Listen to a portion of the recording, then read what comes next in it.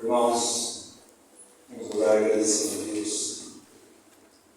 Também a graça e a misericórdia, meus irmãos, estarmos reunidos. Esse Deus de toda graça, de toda bondade, que não existe um poço tão profundo que Deus não possa alcançar. Amém. E Deus só alcança através da cruz. Se você vê a cruz, você vê Jesus. Não existe evangelho sem cruz. E não existe vida sem cruz. Não existe salvação sem cruz, libertação sem cruz, santificação sem cruz. Não existe. O centro de tudo é a cruz, nosso Senhor Jesus Cristo. Pai querido, fala conosco, Senhor. Nós somos aprendizes, nós somos discípulos. Precisamos aprender, Senhor, contigo. Fala poderosamente, Pai.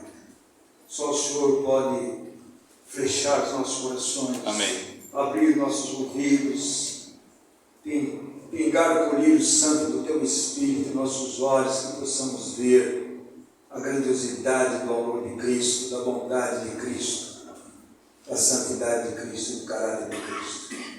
Fala conosco, Pai, queremos ouvir a Tua voz, em nome de Jesus nós oramos. Amém. Amém. Irmãos, vamos abrir o último salmo. Hoje nós vamos ficar nesse salmo. É o Salmo 36. Vamos caminhar um pouquinho, ouvir a palavra de Deus.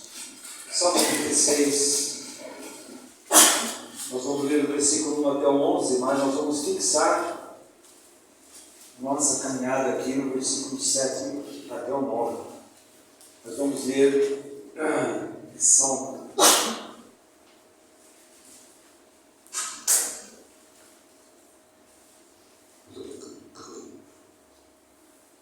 O pano de fundo desse salmo fala do mundo, da perversidade do ímpio. O pano de fundo desse salmo ele está no mundo que jaz no maligno. E Davi, justo diante de todas as circunstâncias, escreve esse salmo que maravilhoso, meus irmãos, e traz para mim, onde não há esperança, há esperança. Onde há desespero, há descanso. Onde há escravidão, há libertação. Como nós ganhamos a visão de Cristo e ganhamos a visão do Senhor. Amados irmãos, nós não estamos falando de religião. Religião todo mundo tem. Seja ele evangélico, católico, seja quem for, tem religião. Jesus não é religião. Jesus é o Filho de Deus. Jesus é Deus. Jesus veio fazer aquilo que ninguém pode fazer. Salvar o miserável pecador como eu e você. E salvar completamente. Só Ele pode fazer isso na minha vida. Deus é um Deus que não faz coisas de meia boca. Nós fazemos coisas pela metade. Não. Quando Deus dá um novo nascimento para você, Ele dá um novo nascimento. Se você é uma nova criação, você tem uma nova mente, um novo coração, uma nova caminhada, você tem um novo Senhor, você tem um Pai, você tem, sabe para onde você vai, você sabe o propósito seu dessa vida. Mas a religião não faz isso, irmãos. A religião confunde a gente. Jesus disse que aqueles judeus estavam fazendo prosélito, porque eles estavam prosélito religioso. Ele frequenta uma assembleia, ele faz tudo, tem todo o palavreado religioso, mas não conheceu Jesus. Não conheceu a cruz de Cristo no fato. Porque Jesus disse: se alguém está em mim, é uma nova criação. É nova. As coisas velhas se passaram, isso que tudo se fez novo. Deus é o Deus do novo, amados irmãos. Deus não me dá um novo nascimento para viver o velho. Deus não me dá um novo nascimento para viver o novo. E para Deus fazer isso, Ele teve que pagar um preço, que não é ouro nem prata, é o sangue de Jesus derramado naquela cruz. Jesus não pagou o preço da sua própria vida para fazer de mim e você minha Não existe segundo muro. Ou nós estamos de um lado ou do outro.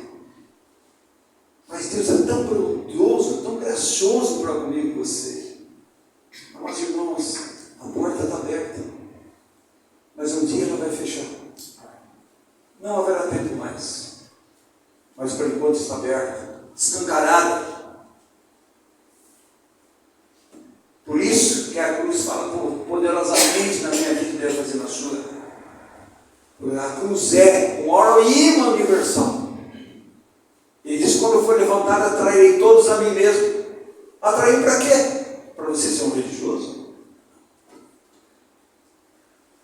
Para Deus tratar você, pecador, tratar o seu pecado, tratar a sua natureza, para tratar o seu mundanismo, para tratar da sua culpa, sua condenação do pecado, e fazer de você liberto em Cristo Jesus, na ressurreição, uma nova vida, uma nova criação, um novo, nova pátria, é um novo povo, é uma nova raça, que são os filhos de Deus.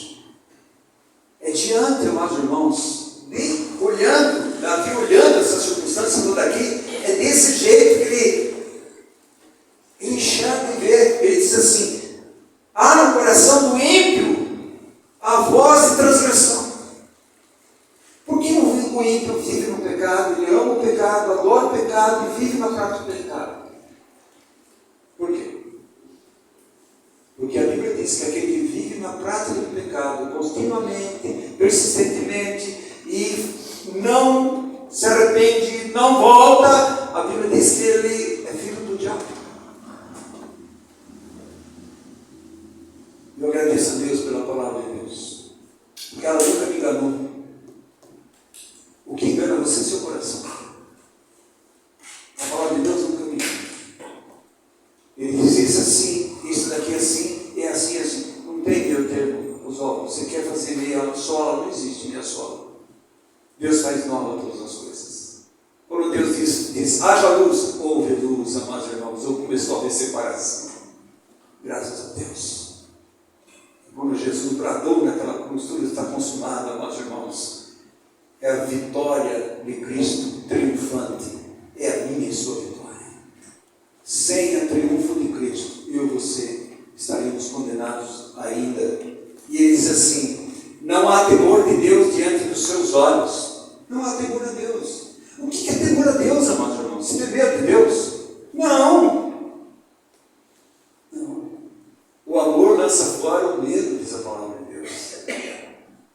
Temor a Deus é reverência, é prostrar diante dele, dedicar, é você tratar Deus como Deus verdadeiro, único. Isso é temor a Deus.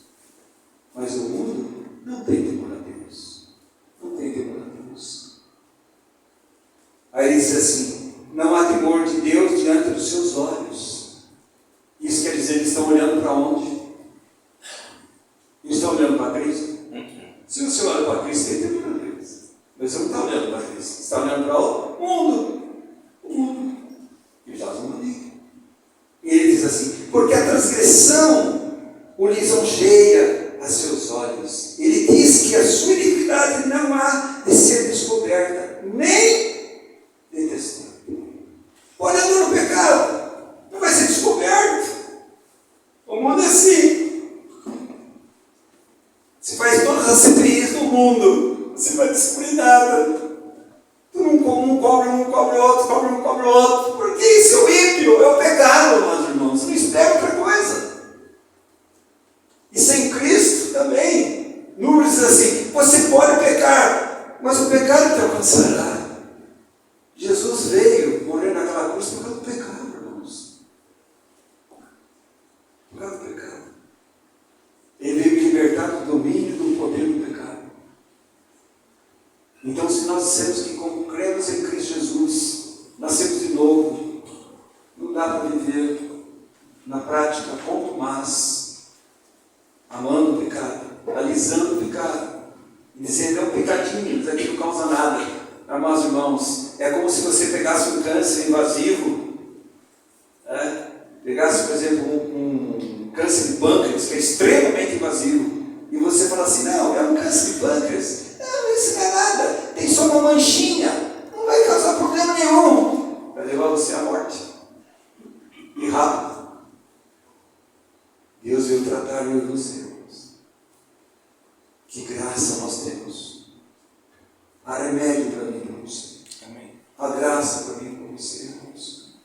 remédio de Deus para mim e para você, o seu Filho naquela cruz e na sua ressurreição. Não tem outro remédio. Está procurando algum? É falso.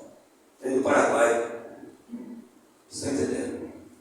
O único remédio verdadeiro é Cristo crucificado e ressurreto, ascendido ao céu, assentado à direita do Pai, intercedendo por você. Esse é o nosso remédio. Esse é o remédio de Deus. E ele diz: as palavras de sua boca são malícia do engano. Abjurou o discernimento e a prática do bem. No seu leito maquina a perversidade, detém-se em caminho que não é bom. Não se despega do mal. Isso aqui está falando de uma pessoa sem Cristo. Aí você vai falar assim: mas, Oswaldo, que terrível, né? Sou eu e você sem Cristo. Éramos nós sem Cristo. O que Deus olhou para mim e viu alguma coisa? Não viu nada. A verdade é que viu muito. Viu o quê? Um miserável pecador. Depravado. Mas Deus, Ele olha com olhos de graça e misericórdia. E olha o que a Bíblia diz aqui. A tua benignidade, Senhor, chega até aos céus, até as nuvens, a tua fidelidade. A tua justiça é como as montanhas de Deus, e os teus juízos como um abismo profundo. Tu, Senhor, preservas os homens e os animais. Benignidade, bondade. Esta noite vamos falar confiando em sua bondade amorosa. Você está precisando do amor de Deus?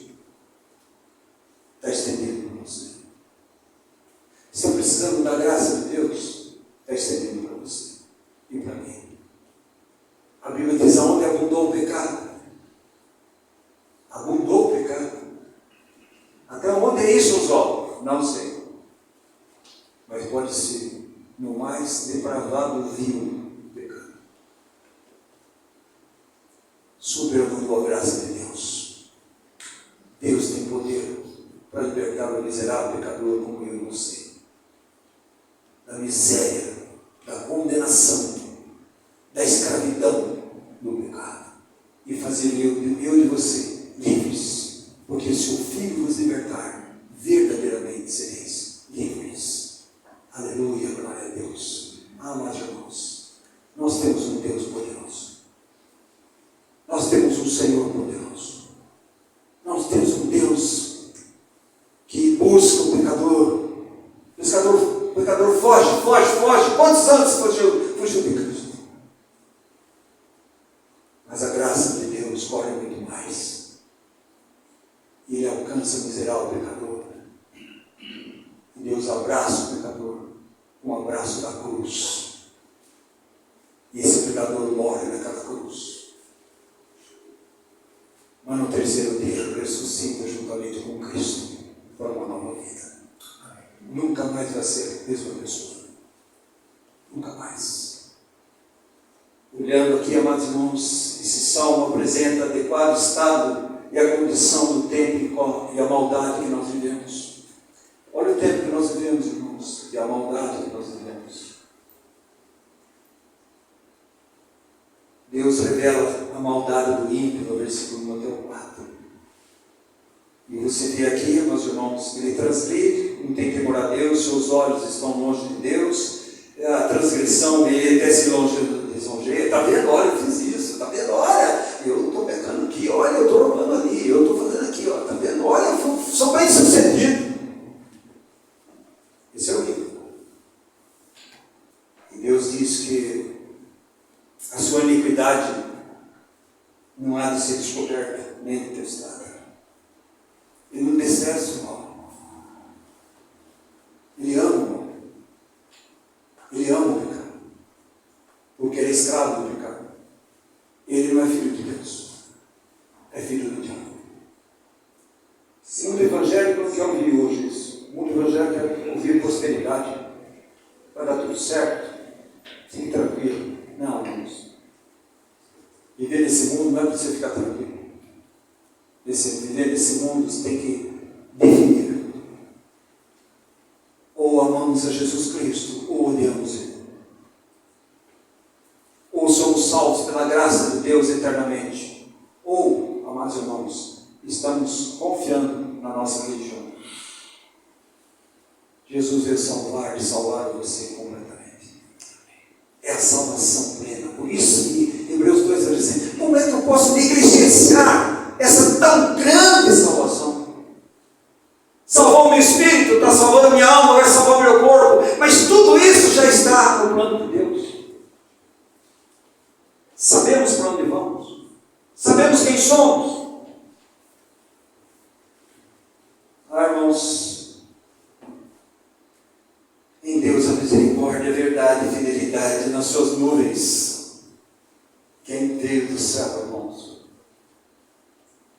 O que Jesus disse? Do mesmo modo que me vistes subir, um dia vai me ver crescer.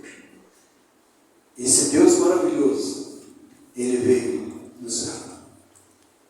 A bondade e misericórdia dele. E Ele veio a essa terra nesse contexto, sem forma, vazia e em trevas. Se você não tem a Cristo como Salvador, você vai tentar encher o seu coração, a sua alma, de qualquer coisa que não seja Cristo. Você entra nas drogas, você entra no trabalho, o trabalho aqui no maluco, você entra no sexo, você entra nos prazeres desse mundo, para tentar preencher o vazio do coração. Nunca vai preencher. Eclesiastes diz que nós temos no coração uma eternidade. E só uma eternidade pode encher o nosso coração. E quem é o eterno? Nosso Senhor Salvador Jesus Cristo. Ele é a eternidade. Só Ele pode encher o nosso coração, amados irmãos. Olha versículo 7.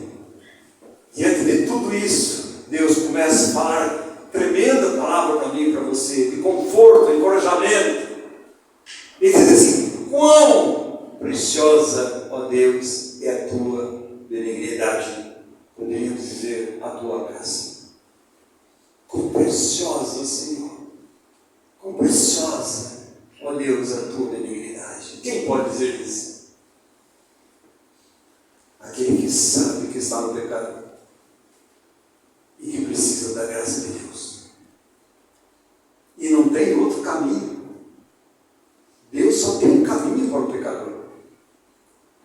Quando Jesus falou para Filipe: eu sou o caminho, é o caminho da cruz. Eu sou a verdade e eu sou a vida. E ninguém vem ao Pai senão por mim. Ah, mas irmãos, esse versículo é decorado, todas as pessoas falam, mas não tem noção do que é que está falando. Se você nasceu de novo, você tem noção do que está falando. Se você não nasceu de novo, você não tem noção. Porque ainda você está tentando chegar a Deus de qualquer modo, sem ser através do caminho que é Cristo. Está tentando ser salvo de um modo, através da religião, através disso, fazendo coisas. E Deus vai dizer para mim e para você: não faça coisas, creia. Creia. Que quando eu morri naquela cruz, você morreu comigo.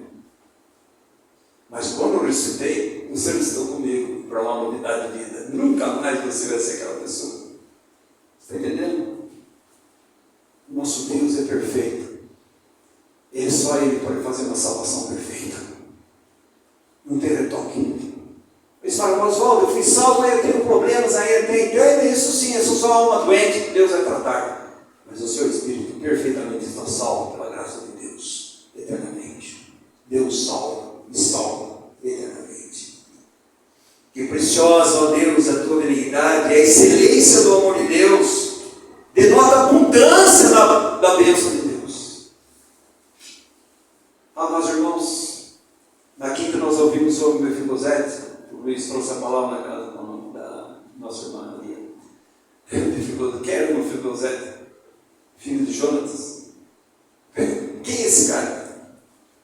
Esse cara, durante a guerra, estava fugindo. Então a sua ama pegou ele, menino ainda, saiu correndo com ele e caiu. Ele quebrou as pernas, ele ficou simplesmente aleijado. Podemos dizer que ele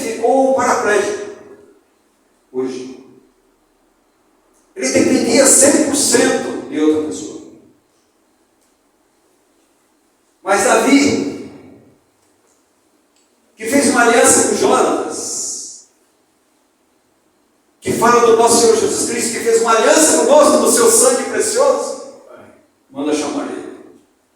E ele vem. E ele diz para Davi: eu sou um cão morto. Da onde você veio, Mefibosete? Mefibosete quer dizer uma vida destruída. Você veio meio no debar, no deserto, sem esperança, longe, perdido. Jesus veio para mim e para você. E sabe o que ele disse? Ele falou: como é que o senhor pode me tratar? Eu sou um cão morto. Eu sou um desgraçado da vida. O que eu posso dar para o senhor? Não tenho nada agora. Eu sou um aleijado. Somos nós. Sabe o que Davi disse para ele? Mefibosete, você sempre sentará à minha mesa. Vai comer. Quem pode fazer isso, amados irmãos? Uma miserável religião. Jamais. Só Cristo vai fazer isso. Só Cristo tem um amor eterno, que nos ama. Esse amor, que é a altura, profundidade, largura e comprimento, não dá para compreender. Que é tão maravilhoso, tão grande. Pode fazer de mim e você um aleijado sentar à sua mesa e comer. Fazer de mim e você um filho dele. Essa é a graça maravilhosa que nós temos em Cristo Jesus. Por isso, olha que ele diz: quão precioso a Deus a tua beleza. Por isso os homens, os filhos dos homens, se acolhem à sombra das tuas asas. Aonde que nós vamos nos acolher, meus irmãos? No mundo que vivemos, a iniquidade cada vez maior, e nós vemos que nós estamos numa situação cada vez mais de trevas. Aonde eu e você nós vamos nos acolher? Deus diz em Êxodo 19 que Deus tirou o povo dele como a águia tira os seus filhotes debaixo das suas asas. Não é isso? Está lá em Êxodo 19. Foi isso que Deus fez na cruz. Mas Deus tirou eu e você, amados irmãos, do mundo da perdição e da condenação, para que eu e você vivamos debaixo das suas asas eternas. Ele olha para Jerusalém, olha Jerusalém, Jerusalém. Vocês matam os profetas, aquele que podia te dar a paz, aquele que podia, se você ouvisse o Evangelho da graça de Deus, do poder de Deus, aquele que podia libertar você, aquele que podia salvar você, aquele que podia fazer de você uma nova criação, uma nova criatura, aquele que podia perdoar seus pecados, aquele que podia fazer de você um filho de Deus, vocês desprezaram, vocês mataram. E hoje se mata pela boca. Quando você rejeita o Evangelho da graça de Deus, você está considerando matando os profetas. E ele falou assim: eu queria, como uma galinha, colocar os peitainhos embaixo dos meus braços. Amado irmãos, você já imaginou Deus que fez todas as coisas, Deus poderoso, maravilhoso, se comparando com uma galinha, irmãos? Para que eu e você, cegos e surdos, possamos entender a grandiosidade da graça do amor de Deus. E debaixo das suas asas, debaixo do seu amor, na sua cruz e na sombra da sua cruz, descanso diante desse mundo perdido. Irmãos, abrigar ali, ele fala assim: acolhe embaixo da sombra das suas asas. E se abrigar é fugir, correr, dirigir-se em lugar seguro. Não é isso que a galinha faz, os pintainhos faz. A mãe dá um piado lá, todos aqueles pirrolhos correm tudo. Sai correndo, e sabe que as mamães estão com os braços, com as asas abertas para colher. Deus também está, meus irmãos, continua aberto as suas asas para colher o miserável pecador. Você que abandonou a fé, desviou-se do Senhor, as asas estão abertas, o convite continua, a graça de Deus é abundante, é um maravilhoso Senhor falando comigo e com você. Mas, irmãos, quanto mais nós compreendemos e vivemos nessa graça, mais encontramos conforto sobre as suas asas de proteção de consolo, de aconchego, de carinho, de consolação nas nossas vidas. Aí você vai entender 2 Coríntios 1:3. Bendito seja Deus, o Pai do nosso Senhor Jesus Cristo, que é o Deus de toda misericórdia, de toda consolação. É Ele que nos consola em todos os momentos da nossa vida. Ah, meus irmãos, como é que nós somos consolados? Debaixo das asas do Senhor. O que habita no esconderijo do Altíssimo, à sombra do Onipotente, descansará. Está vendo, meus irmãos? Deus oferece para nós refúgio. Deus oferece para nós proteção, aconchego para nossas vidas.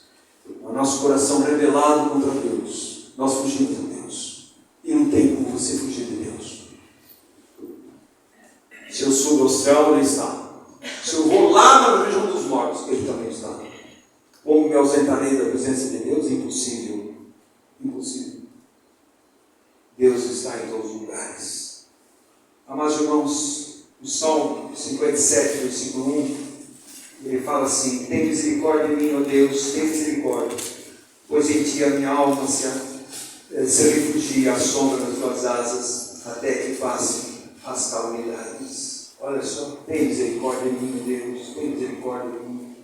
Mesmo como falhamos, podemos encontrar misericórdia e proteção sobre as asas de Deus. Mesmo como pecamos, nós podemos alcançar proteção, perdão, libertação sobre as asas do Senhor. Mas fora dela não há, meus irmãos, proteção. Não há libertação, não há cura, não há transformação. É só debaixo das asas do Senhor. Só debaixo da graça de Deus. Por isso que você vai entender, Paulo pediu 3 vezes para tirar aquele espinho na carne. E Deus vai dizer: Paulo, a minha graça lhe basta. Eu podia dizer um monte de coisa, né? Ó, Paulo, pega aí, vai no médico, arranca o espinho, ou se é espinho uma outra coisa, liberte disso, ou faça isso, faça aquilo. Deus falou: não, Paulo, não faça não, você não vai fazer nada porque eu não vou tirar. Porque você não vai tirar, meu Senhor. Você precisa aprender que eu sou o Deus de toda graça. Você precisa aprender que debaixo da minha graça, ainda que você tenha os seus espinhos, eu sou seu consolo, seu remédio, sua cura, sua libertação, sua proteção, o seu poder soberano. Você tem que confiar em mim. Ah, que Deus é esse, meus irmãos. Que Deus é esse maravilhoso. Que Deus tão tremendo, que pode cuidar de mim e de você, e cuida de todos os aspectos da nossa vida. Oh, meus irmãos, nós precisamos meditar na bondade de Deus. Quando você achar que tudo está perdido, presta atenção, a Bíblia diz assim: perto está o Senhor. Quando você achar que tudo fecharam as portas de alguma esperança, porque o mundo, amados irmãos, o mundo é o mundo. Lembre-se que Jesus Cristo está com as portas abertas. Ainda que os seus pecados sejam mais sujos que o escarlate. Olha aqui, olha Isaías, olha aqui, irmãos. Olha aqui. Isaías capítulo 1. Olha que coisa diz aqui também para você. Ele diz, 18, fazendo um convite: vinde, pois, arrazoemos, diz o Senhor, ainda que os vossos pecados sejam como a escarlata, eles se tornarão brancos como a neve, ainda que sejam vermelhos como o carmesim, se tornarão como a lã, porque o meu sangue tem poder de purificar você de todo lugar. Ah, meus irmãos, nunca diga para Deus que o caso está perdido. Nunca olhe para Deus e diga: meu caso está perdido. Em você está perdido. Em relação a qualquer outra circunstância que possa te ajudar, está perdido. Mas, quando eu olho para Jesus, meus irmãos, a cura, a libertação e transformação das nossas vidas. Você lembra o filme de Filosete? Era um cego.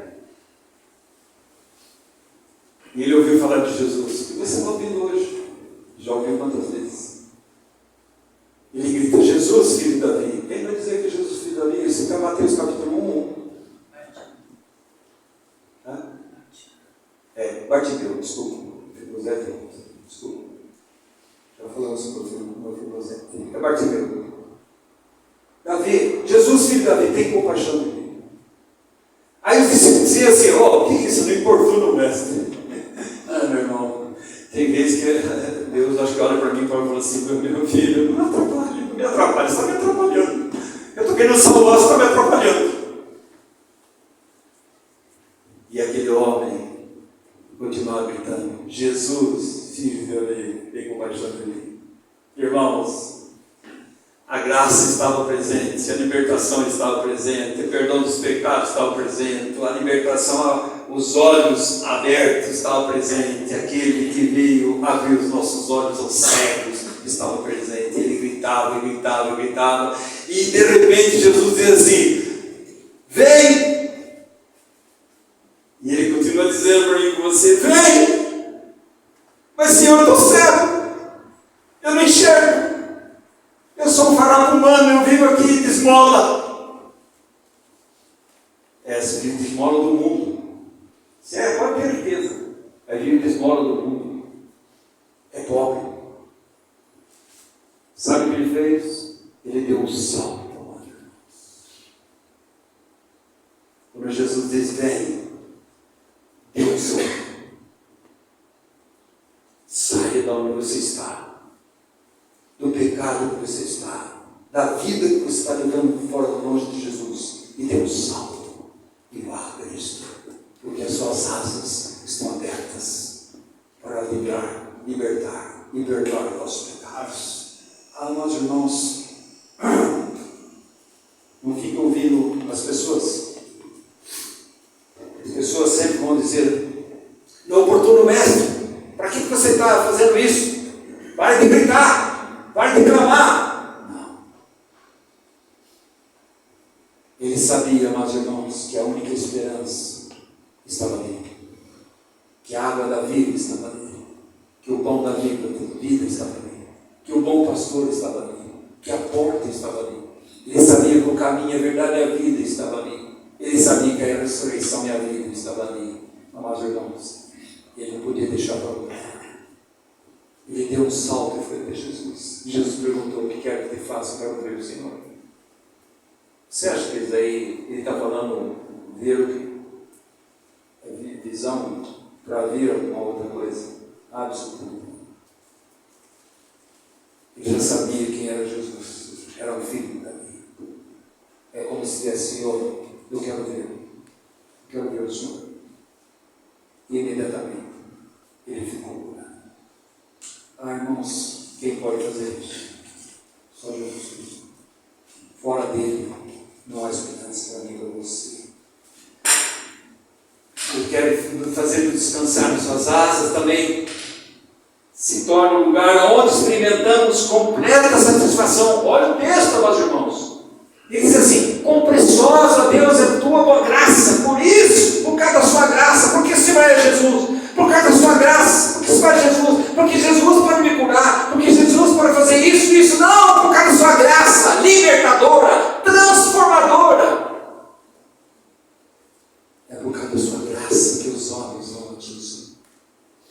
O que atrai o pecador? A graça de Deus, a misericórdia de Deus.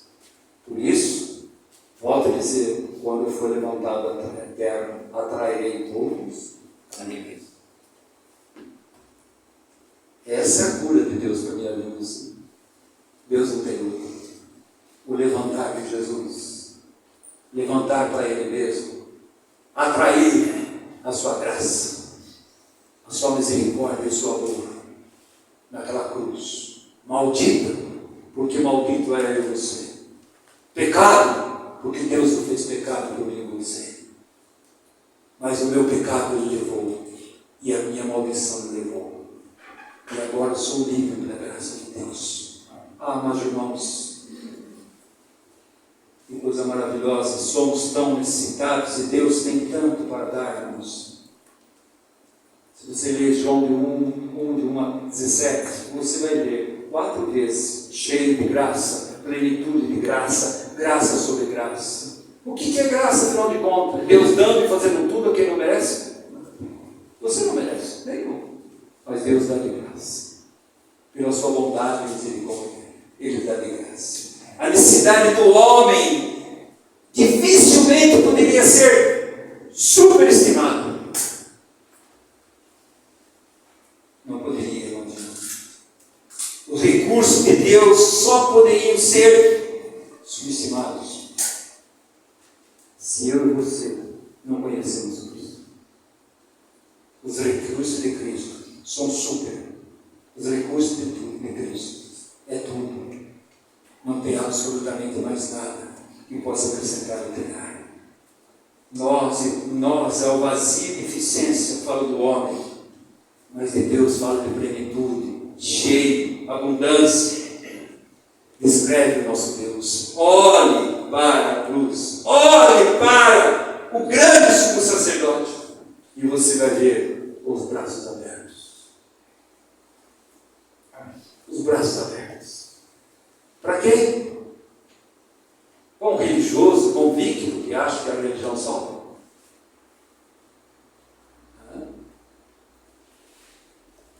Para você que fez profissão de fé, mas nunca nasceu de novo? Para você que foi batizado e nunca nasceu de novo?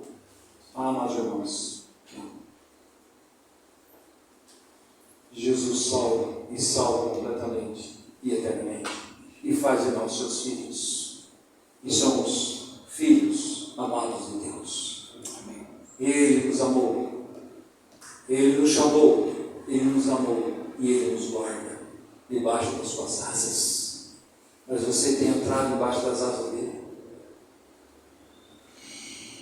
Entrar debaixo das asas do Senhor, amados irmãos, é livre de vontade, é vontade própria, é um convite do Senhor. Deus faz convites, você pode recusar ou você pode aceitar o convite do Senhor. O vinde de Jesus, é o vinde a mim, todos que estáis cansados, sobrecarregados, eu vos aliviarei. É o convite maravilhoso do Senhor.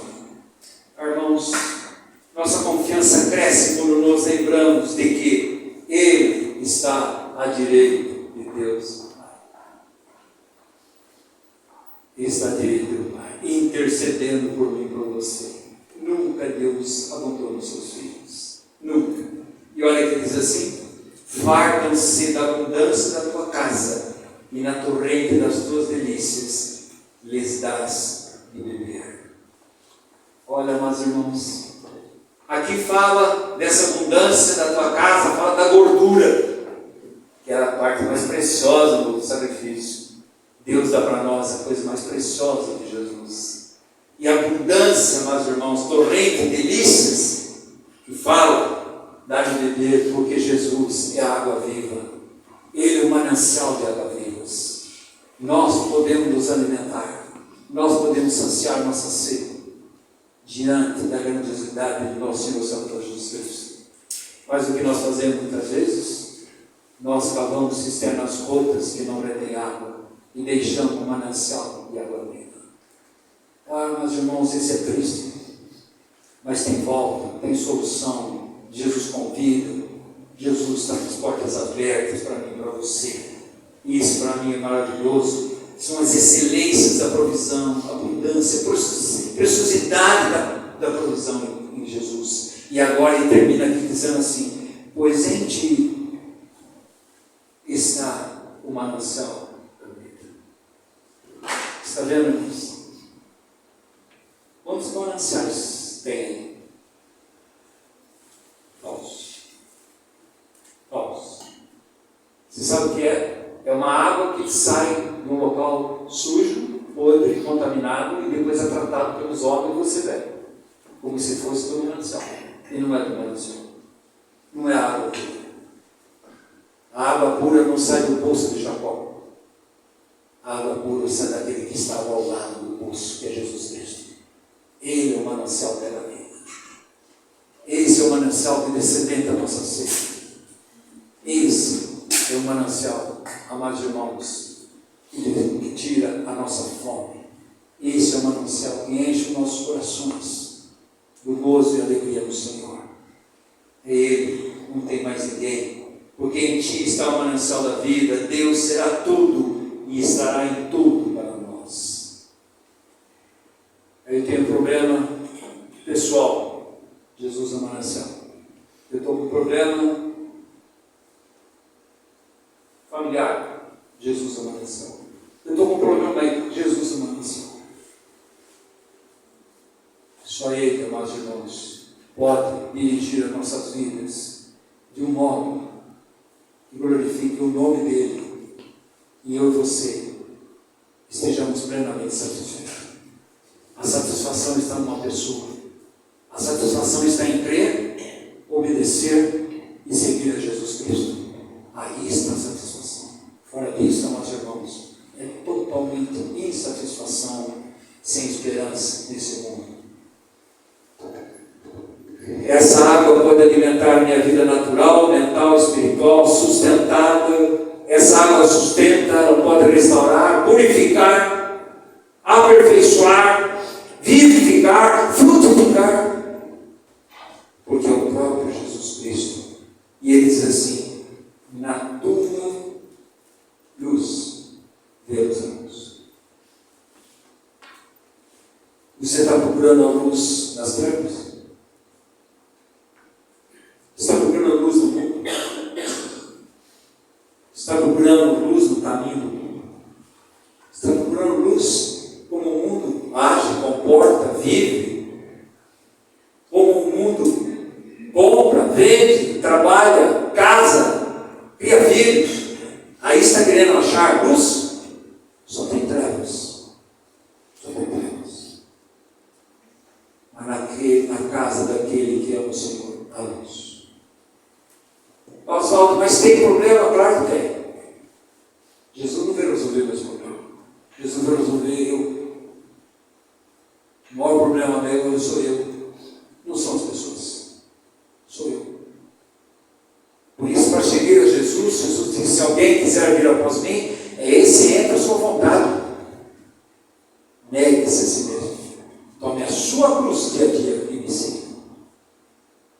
Mas, Senhor, tomar a minha cruz dia a dia e seguir, Senhor, é tão difícil. E Jesus vai dizer: meu filho, se eu te mandei, eu vou prover para que você possa caminhar levando a sua cruz. Deus não manda você fazer nada que Ele não provê. Ele vai dizer: marido, ame a sua esposa como cristão na igreja. Deus seria louco falar para mim amar se Ele não desse capacidade. Esposa, seja submissa aos vossos maridos. Deus estaria totalmente equivocado se Ele não desse, amados irmãos, poder e modo, provisão para ser submissa ao seu marido. O problema não está no que a palavra de Deus diz. O problema está em nós que não queremos obedecer a palavra de Deus. Aí que está o grande problema. A porta do Senhor está aberta. Ele, na tua luz, eu vejo a luz. Amados irmãos, prestem atenção. Conhecimento mais elevado dele, olhando para Jesus. Nós temos conhecimento mais elevado dele. Conhecimento da nossa própria miséria. Você quer ver como o seu quarto está limpo? As mulheres que são fixadas em limpeza, depois que você passar o pano, limpar tudo, aspirar, fazer o que você quiser. Se abre a janela, deixa o sol entrar e você vai ver o pó subir. Tem pó ainda lá. Mas Jesus vem tratar o pó na minha vida e na sua. Se nós não recebemos, se nós aceitamos o convite, se nós enxergarmos nossa própria miséria, mas enxergarmos a grandiosidade do amor e da graça de Deus. A tua luz, eu vejo a tua luz, mas nele está um manancial de vida. É tudo que eu preciso, é tudo que eu necessito. Na minha secura, só a água de Deus pode saciar. Só Jesus pode. luz me ilumine para o caminho da cruz. Isso que é fugir dela, né? O mundo religioso foge da cruz. Olha aí o cristianismo que nós temos no mundo, no Brasil. Olha o evangelho no mundo do Brasil. Nós temos dito 40, 60 milhões de evangélicos. Nós temos um dos países mais corruptos do mundo. Um dos. E como é que nós vamos dizer que somos evangélicos? É uma mentira. É uma religião sem Cristo. É um novo nascimento sem cruz. É uma vida sem levar a cruz. É um engano. É engodo. Porque você levanta a mão, você dá uns gritos, você pega, canta, frequenta, faz tudo isso. Não quer dizer nada diante de Deus. Para quem Deus olha? Um coração contrito, quebrantado. Você está entendendo? Que teme diante da palavra de Deus. Aí Deus olha, Deus habita. Na tua luz, eu vejo a luz. Você sabe por que muitas pessoas não querem ouvir o Evangelho? Porque não quer ser exposta à sua própria vida. Não quer que exponha a sua vida. Quando você expõe a sua vida à luz da palavra de Deus, você vai enxergar quanta coisa que não está dentro da palavra de Deus. Mas você enxergar que não está dentro da palavra de Deus é uma coisa. Agora você enxergar que não está dentro da palavra de Deus é reconhecer o miserável, o pecador e ir àquele que pode me libertar e me salvar. É outra coisa. E é isso que Jesus quer fazer na minha vida, na sua vida. Mas irmãos, o meu chamamento, a minha vocação, o meu propósito é, mais irmãos, é ficar no manancial de vida, que é Jesus Cristo, e ficar na luz, que é Jesus Cristo. Jesus diz assim: eu sou a luz do mundo, quem crê em mim não andará em trevas. Presta atenção, tem trevas na nossa vida? Claro que tem. Um aspecto outro tem. Mas andar em trevas, andar é uma coisa contínua, persistente, consciente, andando nas trevas. E Jesus diz: eu sou a luz do mundo, quem crê em mim não andará em trevas, terá a luz da vida. Aonde? No seu interior. Por isso Mateus vai dizer assim: vós sois a luz. Essa luz maravilhosa que é Jesus Cristo. Nele nós temos a esperança eterna. Minha verdadeira identidade. Somos homens e mulheres celestiais. Meus irmãos, como Deus nos ama, Deus quer nos ver no caráter santo. No versículo 10 ele diz: continua a tua benignidade aos que te conhecem e a tua justiça aos retos de coração. Está vendo, irmãos? Caráter santo, conhecer a Deus, são retos de coração. É o privilégio dos justos, saber que Ele tem a bondade e a justiça de Deus. É um privilégio. Salmo 23, 6 diz assim: a bondade e a misericórdia de Deus me acompanharão até o fim. A bondade e a misericórdia de Deus. Nunca diga que Deus não é bondoso. Nunca diga que Deus não é misericordioso. É que eu e você somos rebeldes à palavra de Deus. Somos rebeldes a Deus. Deus é bondoso, Deus é misericordioso. A necessidade, meus irmãos, de suprimento diário da graça, nós precisamos conhecer esse Deus da graça. Nós precisamos. A Bíblia diz lá em 2 Pedro, capítulo 3, 18: antes crescei na graça e no conhecimento do nosso Senhor Jesus Cristo. 1 Pedro 5, 10 vai dizer: o Deus de toda graça, mesmo que você vai passar um período com dificuldade, há de te aperfeiçoar, fundamentar, edificar, consolar. É o Deus de toda graça. Meus irmãos, nunca diga que Deus não pode fazer. aquilo que só Ele pode fazer. Ninguém pode fazer. A graça está estendida. As asas da galinha estão abertas, chamando os pintainhos desgarrados, os feridos, os aleijados, os quebrados, os atolados no lodo desse mundo. Ele continua chamando. Volta, ó Israel. Vê aonde você ficou. Volta. Volta. Eu curarei a sua fidelidade. Meus irmãos, que Deus é esse? Você está desistindo? Deus não desiste. Não deixe para outro dia. Não prolongue. Não prolongue. A palavra hoje é hoje para Deus. Não é amanhã. Amanhã não sei o que vai acontecer. Mas hoje eu sei que se me arrepender verdadeiramente